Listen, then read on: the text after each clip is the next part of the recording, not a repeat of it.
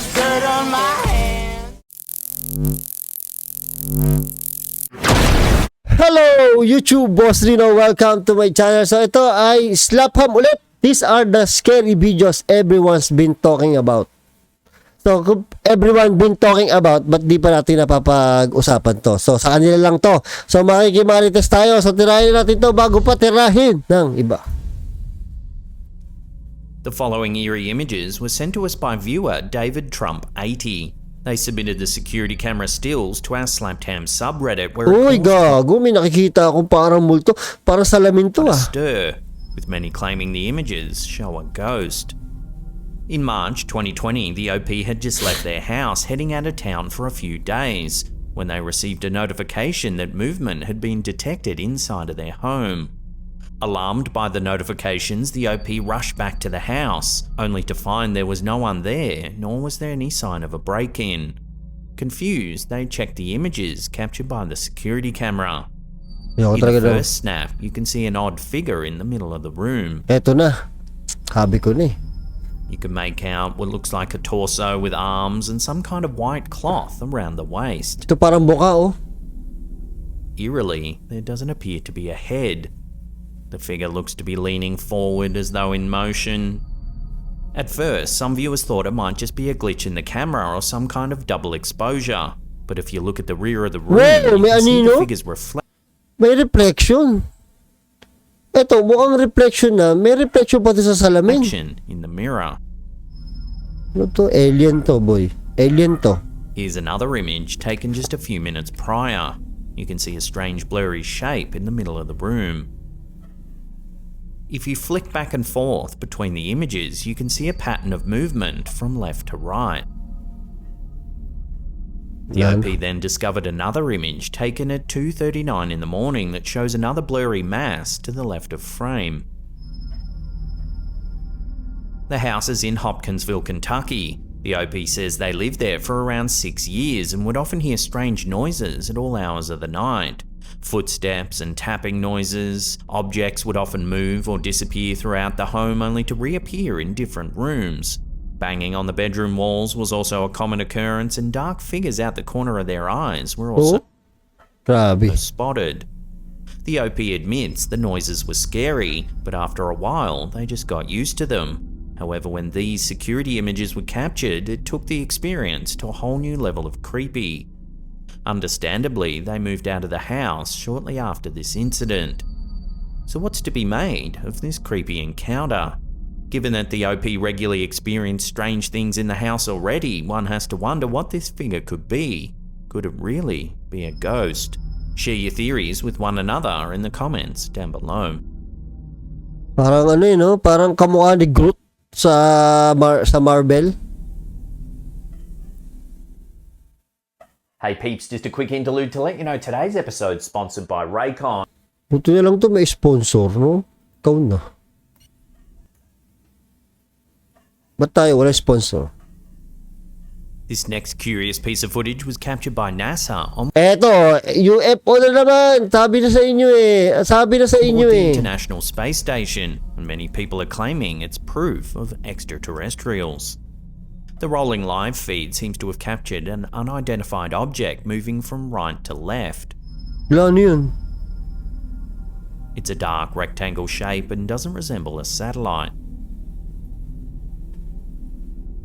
When the footage aired live on their website, it was allegedly taken down immediately. Alam nyo, ako naniniwala ako na hindi lang tayo yung hindi tayo yung living something.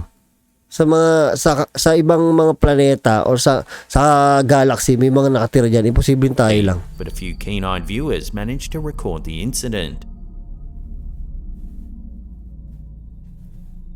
Some viewers are drawing comparisons to the infamous Black Knight. The Black Knight conspiracy theory asserts that there's an artificial satellite in near-polar orbit of the Earth which has been transmitting radio signals for more than 50 years, and that it's of extraterrestrial origin. It's believed by some that an alien civilization placed the Black Knight satellite in orbit around the Earth intentionally. The origin of the Black Knight theory can be traced back to the 1960s, when the US and the Soviet Union were launching satellites into space. In 1960, a US satellite reportedly detected an unusual object in space, which some believed to be an alien spacecraft. Later that same year, the US Navy announced that they had detected a dark artificial satellite in orbit around the Earth, which they nicknamed the Black Knight. During the 70s and 80s, the conspiracy theory gained momentum thanks in part to amateur radio operators who claimed to have detected signals from the Black Knight satellite. Rumours proliferated that it was a 13,000-year-old alien probe that was orbiting around Earth's moon. However, experts debunked these claims, revealing that the signals were likely generated by terrestrial sources such as military or scientific experiments. Grabe yung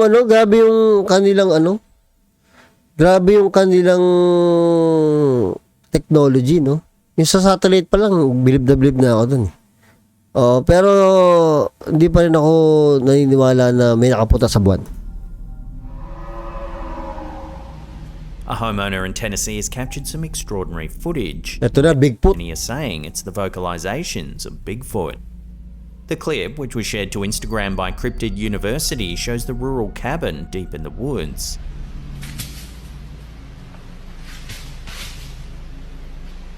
Nakatawa sa gabi dito, no? In the background, you can hear some distinct noises. Pakinggan nyo. Howls and grunts.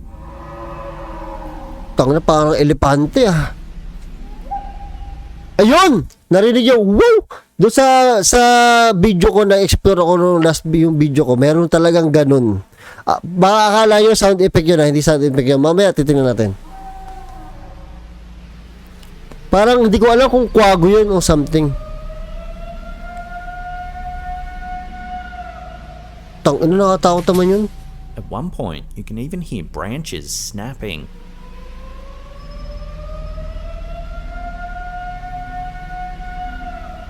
Wala yan, ano lang yan, parang recess na kasi, kaya nagwawangwang.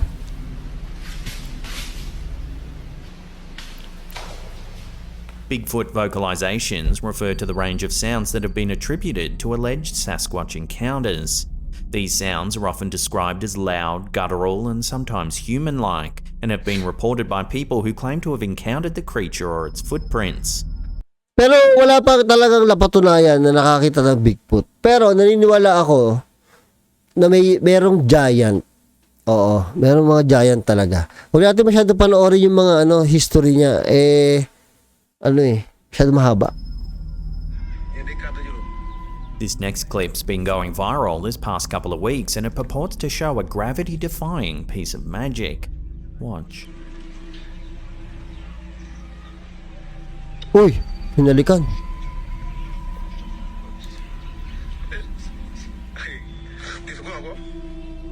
The clip, which was shared to Instagram by the Inexplicable, appears to show a man making an unknown object levitate.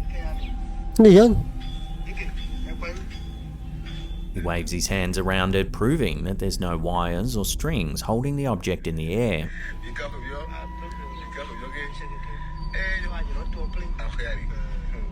Sabi niya, nakita mo ang galing ko, di ba? Ang galing ko, sabi niya. Sabi yung isa naman na mahawak ng camera, oo nga, ang galing mo eh. Bilib na bilib ako sa'yo eh. Nagbubulahan sila para mga tanga. The idea of levitation, or the ability to make objects or oneself defy gravity, has been a subject of fascination and mystery for centuries. There are historical accounts of individuals claiming to be able to levitate, often attributed to supernatural or mystical abilities. In many cultures, such claims were associated with religious or spiritual figures. For example, in ancient India, yogis were said to possess the ability to. Pero may mga di ba? May mga gumagawa niyan. Pero may tali sa sombrero. Hindi sa Pilipinas na magic. Nakita ko yun eh. May mga gumagawa niyan eh. Yung may ikot-ikot pa yung something, di ba? So is this clip simply a trick or hoax? Or are we seeing an example? Kaya lang, wala naman siyang tali. Tsaka siya, umalis siya doon. Real levitation. Love to hear theories on this strange one in the comments down below. Umalis siya sa camera. Pero nakalutang pa rin. Ang galing eh, no? Pero tama nga, ang ganda ng kilay ni Kuya. Ito yung kilay ni Kuya. One in the comments down below.